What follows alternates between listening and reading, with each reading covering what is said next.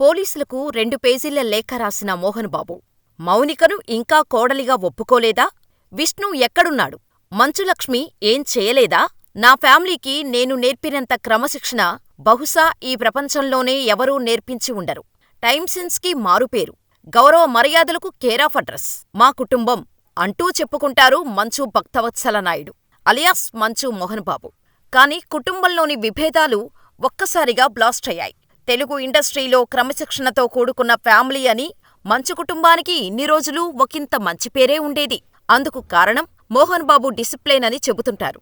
ఆయన పెంపకంలో పెరిగిన పిల్లలు కూడా అంతే డిసిప్లైన్గా ఉంటారని అందరూ అనుకుంటారు. ఇన్నాళ్ళు అలాగే ఉన్నారు కూడా.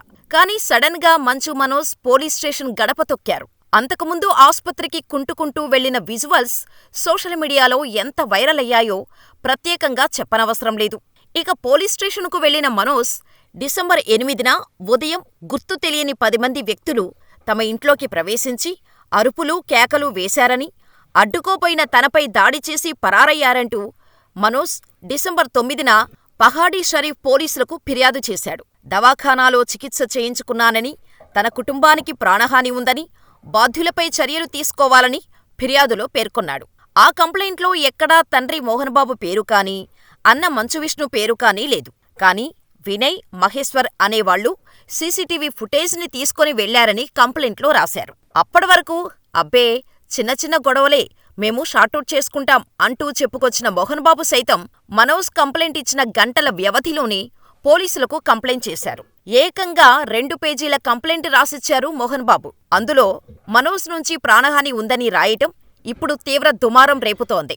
రంగారెడ్డి జిల్లా జల్పల్లిలోని మంచు టౌన్షిప్లో తాను 10 ఏళ్లుగా నివాసముంటున్నానని మోహన్ బాబు తన ఫిర్యాదులో తెలిపారు. తన చిన్న కొడుకు మనోజ్, కోడలు మౌనిక అనుచరులతో వచ్చి ఇబ్బందులకు గురిచేస్తున్నారని వెల్లడించారు. తన 7 నెలల కూతురుని వదిలేసి మనోజ్, అతని భార్య బయటకు వెళ్లిపోతారని, ఆ పాపని ఇంట్లో పనిచేసే మహిళే చూసుకుంటుందని ఆ కంప్లైంట్లో స్పష్టం చేశారు మోహన్ బాబు. ఆదివారం ఉదయం అంటే డిసెంబర్ 9న 10 గంటల సమయంలో మనోజ్, 30 మంది అనుచరులు దౌర్జన్యంగా ఇంట్లోకి చొరబడ్డారని, ఇంట్లో ఉన్నవారిని బెదిరించి ఇల్లు ఖాళీ చేయాలంటూ భయపెట్టారని కంప్లైంట్లో రాశారు. తన ఆస్తులను కాజేసేందుకు మనోజ్ కుట్ర చేస్తున్నారని, తనకు ప్రాణహాని ఉందని, తనకు తన ఆస్తులకు రక్షణ కల్పించాలని రాచకొండ కమిషనరేట్కు ఫిర్యాదు చేశారు మోహన్ బాబు. మరి ఈ పరస్పర ఫిర్యాదులతో పోలీసులు ఎటువంటి యాక్షన్ తీసుకోబోతున్నారు?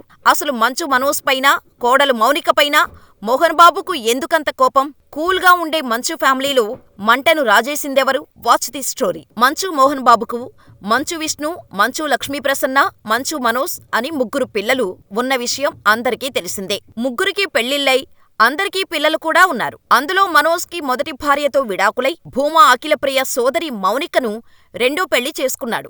ఇప్పుడు వాళ్లకు కూడా ఓ పాప జన్మించింది. అయితే గత కొంతకాలంగా మంచువారి ఫ్యామిలీలో గొడవలు జరుగుతున్నట్టు లీకులు వస్తున్నాయి. ఆ మధ్య మనోజ్ ఇంటికి వచ్చి విష్ణు దాడి చేశాడంటూ ఓ వీడియో విడుదల చేసి మళ్లీ అదంతా ఉత్తుత్తిదే, ప్రాంక్, రియాలిటీ షో అని ఏదేదో చెప్పి బయటకు రాకుండా బాగానే కవర్ చేశారు. కట్ చేస్తే ఎన్నాళ్ల నుంచి రగులుతుందో కానీ డిసెంబర్ 9న మాత్రం మంచువారి విభేదాలు బయటపడ్డాయి. కేవలం బయటపడటమే కాదు, పోలీస్ స్టేషన్ వరకు వెళ్ళింది వాళ్ల పంచాయతీ. డిసెంబర్ 8న మంచు మనోజ్ మీద మోహన్ బాబు మనుషులు దాడి చేశారని, ఇద్దరి మధ్య ఆస్తి తగాదాలు చెలరేగాయంటూ ఒక్కసారిగా సోషల్ మీడియా కోడే కూసింది. దీంతో జాగ్రత్త పడిన మోహన్ బాబు పిఆర్ టీం అదంతా ఏం లేదు, అంతా తూచ్, అబద్ధాలు, ప్రచారం చేయకండి అంటూ ఓ ప్రకటన విడుదల చేసి కవర్ చేసే ప్రయత్నం చేసింది. కానీ మనోజ్ మాత్రం తన భార్యను తీసుకుని ఆస్పత్రికి కుంటుతూ వెళ్లి మీడియాకు ఫుల్ కవరేజే ఇచ్చాడు. దీంతో మంచు ఫ్యామిలీ ఏదో మతలబు జరుగుతోందని అందరూ కళ్ళు పెద్దవి చేసుకుని వాళ్ళింటిపై గట్టిగా ఫోకస్ పెట్టారు. మళ్లీ కట్ చేస్తే డిసెంబర్ 9న పోలీసులకు మనోజ్ కంప్లైంట్ ఇవ్వటం, ఆ వెంటనే మనోజ్ మీద మోహన్ బాబు ఫిర్యాదు చేయటంతో అందరికీ ఓ క్లారిటీ వచ్చేసింది. ఆస్తి విషయంలోనే వీళ్ల మధ్య గొడవలు జరుగుతున్నాయని స్పష్టమైపోయింది. ముందుగా మనోజ్ పోలీసులకు ఫిర్యాదు చేశాడు. తన మీద కొంతమంది గుర్తు తెలియని దుండగులు దాడి చేశారని, వాళ్ళెవరో చూద్దామంటే పారిపోయారని, ఎవరో దర్యాప్తు చేయాలంటూ కంప్లైంట్ చేశారు. ఆ వెంటనే తన కొడుకు, కోడలు మనోజ్, మౌనిక నుంచి తన ప్రాణానికి, తన ఆస్తులకు భద్రత లేదని, రక్షణ కల్పించాలంటూ పోలీసులకు మోహన్ బాబు విజ్ఞప్తి చేస్తూ ఫిర్యాదు చేశారు. మనోజ్, మౌనిక అసాంఘిక శక్తులతో కలిసి తనపై దాడికి ప్రయత్నిస్తున్నారంటూ పోలీసులను మొరపెట్టుకున్నారు. చాలా పెద్ద లేఖను జత చేయటం గమనార్హం. మోహన్ బాబు పోలీసులకు ఇచ్చిన కంప్లైంట్లో తన కొడుకుగా మనోజ్ని సంబోధించారు. కానీ మౌనికను ఎక్కడా కోడలుగా అంగీకరించినట్టు కనిపించటం లేదు. మౌనికను మనోజ్ పెళ్లి చేసుకోవటం ఇష్టం లేదని అందరికీ తెలిసిన విషయమే. అందుకే వారి పెళ్లిని మంచు లక్ష్మక్కే అంతా దగ్గరుండి చూసుకుంది. కాని పెళ్లి తర్వాత కూడా కోడలిని దూరం పెడుతూనే వచ్చారు మోహన్ బాబు. కంప్లైంట్లో ప్రతిసారీ మనోజ్ భార్య అని మాత్రమే ఉందిగాని ఎక్కడా కోడలు అని రాయలేదు. కంప్లైంట్లో సైతం కోడలుగా అంగీకరించటానికి మోహన్ బాబు ఒప్పుకోలేదంటే ఇంట్లో పరిస్థితి ఎలా ఉంటుందో ప్రత్యేకంగా చెప్పనవసరం లేదు. ఈ లేఖను పరిశీలనగా గమనిస్తే చాలా కీ ఎలిమెంట్స్ బయటకు వస్తాయి. అదేంటంటే విద్యానికేతన్ ఆస్తుల గురించి చర్చించిన విషయం మోహన్ బాబుకు తెలీదని చెప్పటం.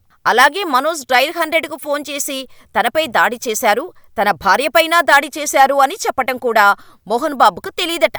ఇంకా ఆశ్చర్యకరమైన విషయమేంటంటే పోలీసులు ఆయన ఇంటికి వచ్చి విచారణ చేయటం కూడా తెలీదని చెప్పటం.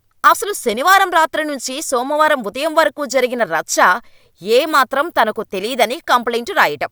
సోమవారం నాటికి ఇంట్లో ఏదో జరుగుతుందనే అనుమానంతో కంప్లైంట్ చేశాను అన్నట్టు మోహన్ బాబు ఆ లేఖలో రాయటం పలు అనుమానాలకు దారితీస్తోంది. మోహన్ బాబు డైరెక్టుగా కొడుకు కోడలిపై ఫిర్యాదు చేశారు. కానీ మనోజ్ మాత్రం గుర్తు తెలియని వ్యక్తులు దాడి చేశారు అని కంప్లైంట్ ఇచ్చారు. ఇక లా ప్రకారం చూసుకుంటే మంచు మనోజ్ పెట్టిన ప్రైవేట్ సెక్యూరిటీని అక్కడి నుంచి పంపించేస్తారు పోలీసులు. కుటుంబ సభ్యులు, ఆ ఇంట్లో పనిచేసేవారు తప్పితే బౌన్సర్లు, ప్రైవేటు సెక్యూరిటీని పోలీసులు పంపించివేసే అవకాశం ఉంది.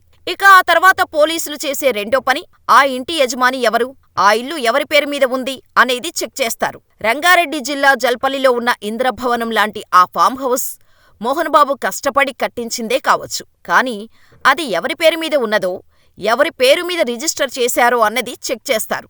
ఆ ఇల్లు ఇప్పటికీ మోహన్ బాబు పేరు మీద ఉంటే ఆయన ఇష్టప్రకారమే ఇంట్లో ఎవరు ఉండాలి, ఎవరు ఉండకూడదు అనేది నిర్ణయిస్తారు.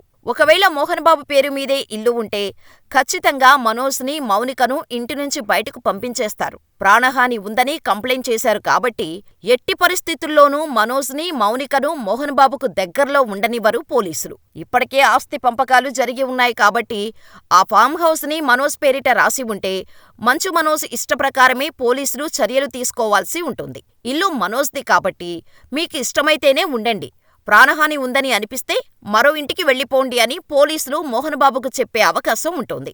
అలాగే ప్రైవేటు సెక్యూరిటీ పెట్టుకోవాలా వద్దా అనేది కూడా ఆయనిష్టమని చెప్తారు పోలీసులు. మరి మోహన్ బాబు ఈ రేంజ్లో పోలీస్ స్టేషన్కు ఫిర్యాదు చేశారంటే ఖచ్చితంగా ఇల్లు ఇంకా ఆయన పేరు మీదే ఉండి ఉండొచ్చు.